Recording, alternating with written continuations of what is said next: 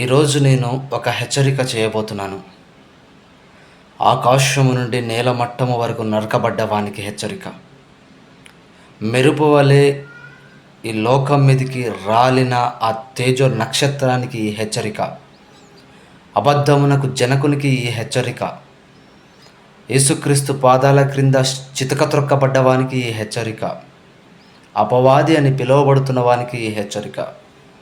యేసుక్రీస్తును నేను చంపితే సరిపోతుంది అని, కానీ యేసుక్రీస్తు ప్రభుల వారు చనిపోయి తిరిగి లేచిన పునరుత్థాన బలమును బట్టి ఆయనను విశ్వసించిన 12 మంది లేచారు.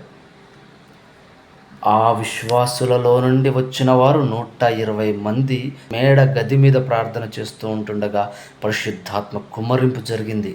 ఆత్మశక్తిని, ఆత్మ బలమును పొందుకున్నారు. అదే 120 మంది ప్రజలలోనికి వెళ్ళి ప్రకటించగా ఇప్పుడు స్టిల్ నౌ 120 కోట్ల మంది విశ్వాసులు తయారయ్యారు. నీ వల్ల కాదు, నీ చేత కాదు. ఇక నువ్వు నీ సామాను సర్దుకొని వెళ్ళిపోవలసిన సమయం ఆసన్నమైంది. గొప్పదైన సువార్త దళం నీ మీదికి రాబోతుంది. దేవుని సంఘము ఎదుట నీ తంత్రములు పనిచేయవు. తోమాను కూడా ఆ విధంగానే ఈ దేశానికి వచ్చినప్పుడు ఒక్కడిగా, యేసుక్రీస్తు 12 మంది శిష్యులలో ఆయన ఒక్కడే ఈ దేశానికి వచ్చినప్పుడు ఎంతోమంది యేసుక్రీస్తును విశ్వసిస్తున్న ఆ సమయంలో తోమాను ఒక బల్లెపు పోటుతో చంపేశారు. కానీ ఆగిందా? ఎంతోమంది విశ్వాసులు స్టిల్ నౌ ఈ దేశంలో ఉన్నారు, యేసయ్య కోసం ప్రాణాలు ఇవ్వడానికైనా.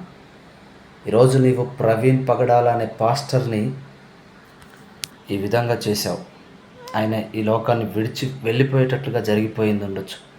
ఆయన తన పరుగును తుదముట్టించి ఆయన వలె అనేకమైన దేవుని యొక్క ఆత్మలను విత్తి వెళ్ళాడు. ఆయన ఆపలేవు. ఒక్కరు పోతే 10 మంది అవుతారు, 10 మంది పోతే 100 మంది అవుతారు, 100 మంది పోతే 1000 మంది అవుతారు. ఎందుకంటే ఇది నిజమైన సత్యమైన మార్గం కాబట్టి. అపవాదిని ఎదిరించుడి, అప్పుడు వాడు మీ యొద్ద నుండి పారిపోవును. ఎదిరించండి వాడిని, మీ వాక్య జ్ఞానంతో ఎదిరించండి, ఆత్మ జ్ఞానంతో ఎదిరించండి. మీ కాళ్ళ కింద వాడు త్రొక్కబడతాడు. ఆమేన్.